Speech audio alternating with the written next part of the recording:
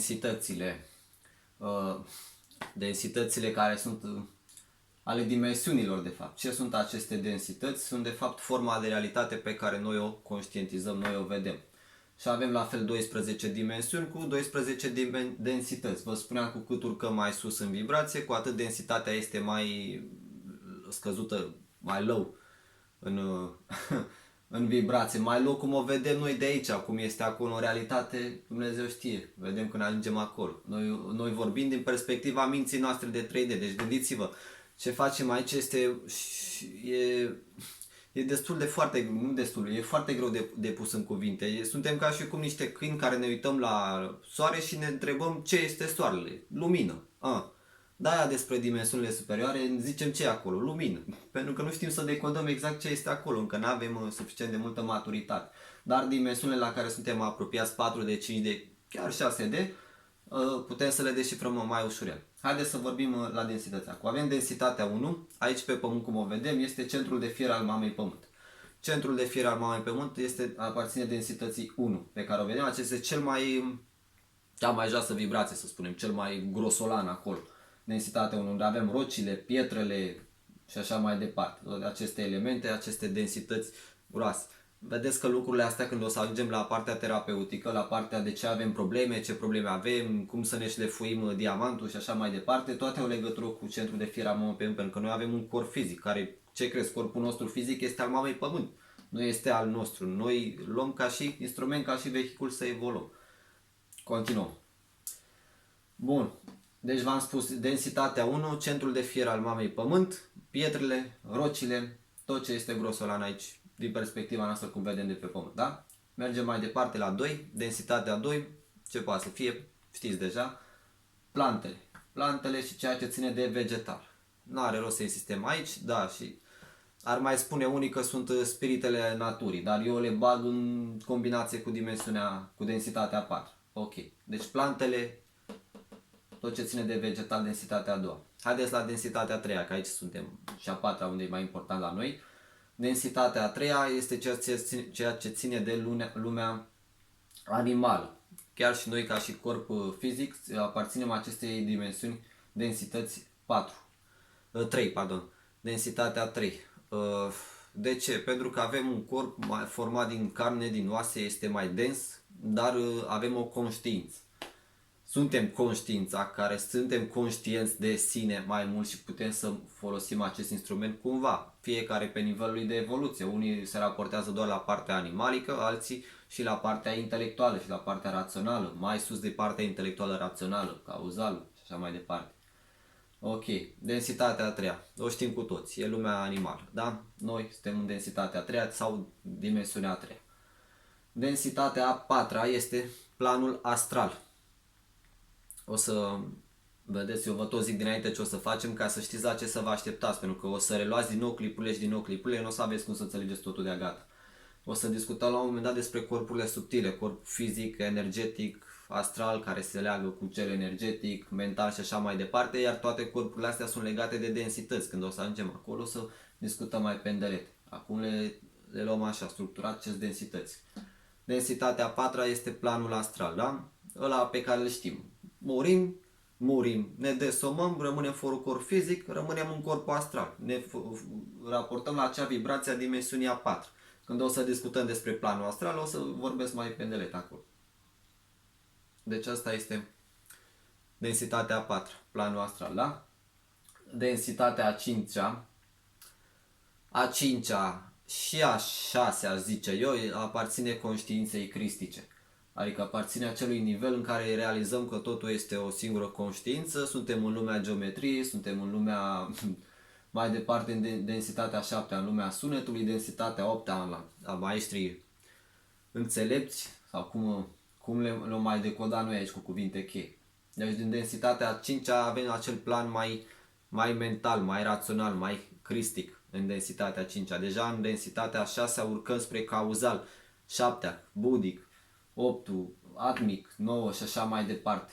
O să discutăm și despre ciorchinele de suflet. Am început de jos, poate ar fi trebuit să încep de sus, dar vreau să înțelegeți.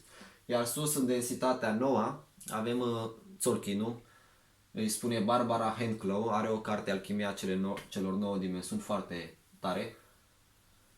Dimensiunea Tzolk'in, adică ordinea și armonia perfectă. Aveam un articol unde spuneam dacă viitorul este fix sau depinde de alegerile astea și alegerile noastre și spuneam că depinde de unde ne uităm, că dacă te uiți de aici e cam destul de fix viitorul. Dacă te uiți de aici poți spune că ai niște alegeri de făcut. Deci depinde de la ce nivel de conștiință ne uităm. Dacă ne realizăm că voința noastră este una cu voința divină, stabiliți voi atunci cum va fi viitorul. Bun. Densitatea noua, vă spuneam, este Tzolk'in, este și calendarul Tzolk'in pe care eu îl predau și am un curs pe el. Ce este? Este o matrice. Intrați la mine în descriere și o să vedeți despre ce e vorba. Iar după dimensiunea noua, mai încolo, 10, 11, 12, chiar că este imposibil de pus în cuvinte, ce ar putea spune? Că e Trinitatea, Tatăl, Fiul, Duhul Sfânt, Tată, Mamă, Copil, această formă de Trinitate, iar dimensiunea 13 să fie vidul absolut non-creația, din care Dumnezeu de fapt a creat totul de acolo. Ce o fi acolo, acolo chiar că nu știm. Putem doar să deducem sau să speculăm sau să avem anumite trăiri despre acel lucru, dar nu știm exact cum e pentru că nu am urcat încă acolo. Noi de-abia suntem la 4, 5, 6 să urcăm. Ne ieșim din 3D din ce în ce mai puternic, intrăm în 4, 5, 6 mai puternic, dar să ne ducem în 12. Hai să fim serioși. Asta când mai auziți super maestri că domne că e el de acolo, că e nu știu ce, că face de acolo, bă, potoliți-vă. Se v-am spus, suntem ca niște câini pisici care se uită la soare și se întreabă câinele, ce e acolo? Lumină. Cum o fie lumină? Mă rog, e bine că vedem și lumina, măcar să o vedem pe aia. Haideți să recapitulăm densitățile astea, da? Deci densitățile sunt date de dimensiuni. De fapt, unii nici nu le separă dimensiuni sau densități, le bagă tot în aceeași categorie. Eu m-am gândit să le fac separat, dar puteți să le luați așa. Dimensiuni, densitatea 1, centrul de fier al momei pământ, rocile, pietrele. Densitatea 2, planul vegetal. Densitatea 3, animalul. Densitatea 4, astralul, emoționalul. Densitatea 5, mentalul, raționalul. Densitatea 6 începe cauzalul. După aia 7, 8, 9, sunetul, budicul, atmicul și așa mai departe. Despre astea am vorbit în cursul de Cabala, corpul astral, cauzal, atmic, așa mai departe. O să fac și pe YouTube un clip unde o să vorbim despre aceste corpuri, aură, o să ajungem la partea aia mai terapeutică. Iar urcând la dimensiunea nouă este dimensiunea Tzolk'in, unde este totul foarte bine sincronizat în univers, totul este perfect de fapt în univers. Noi nu vedem perfecțiunea pentru că nu ne identificăm cu perfecțiunea. Iar 10, 11, 12 nu știu să le pun în cuvinte, nu cred că știe nimeni, poate lumea vine și speculează cu chestii, lumina absolută, nelumină neabsolută. În realitate nu știm cum e că n-am fost acolo.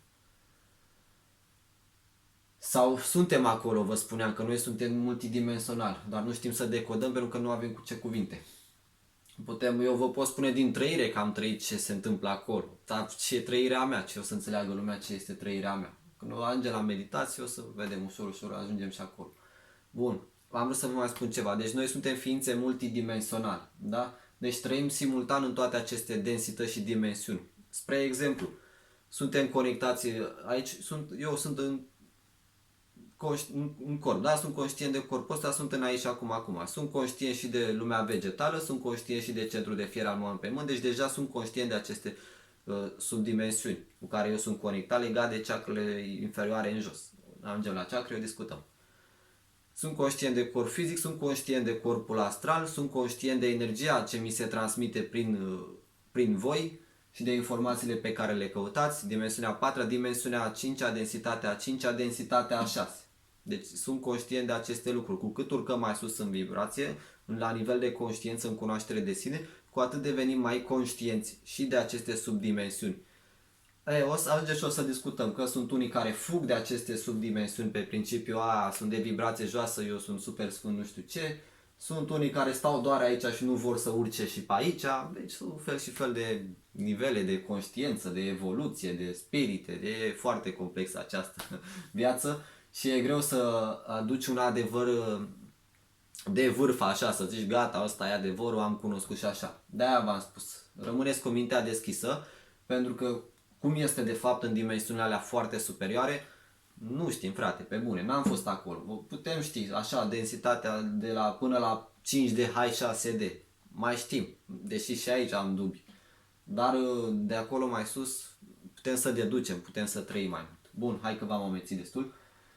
Asta e cu densitățile, da? Întrebări, nelămuriri, știți, lăsați în comentariu în descriere, am să răspund, o să facem și clipul, răspundem la toate, vreau să fie totul clarificator, adică vreau din ce îmi propun în acest proiect, în iluminarea potențialului, să ofer cunoaștere și să fie înțeles tot cap-coadă, să fie înțeles cum trebuie, pentru că dacă vorbești și nu sunt înțeles, e adevărat, o să vorbesc și pentru unii care nu o să fiu înțeles, dar eu sunt conștient că cei care urmăriți sunt cei care sunteți cei care căutați aceste informații, care aveți o evoluție spirituală în spate, care aveți deja în structurile voastre aceste informații și vine mai mult ca o reamintire de fapt.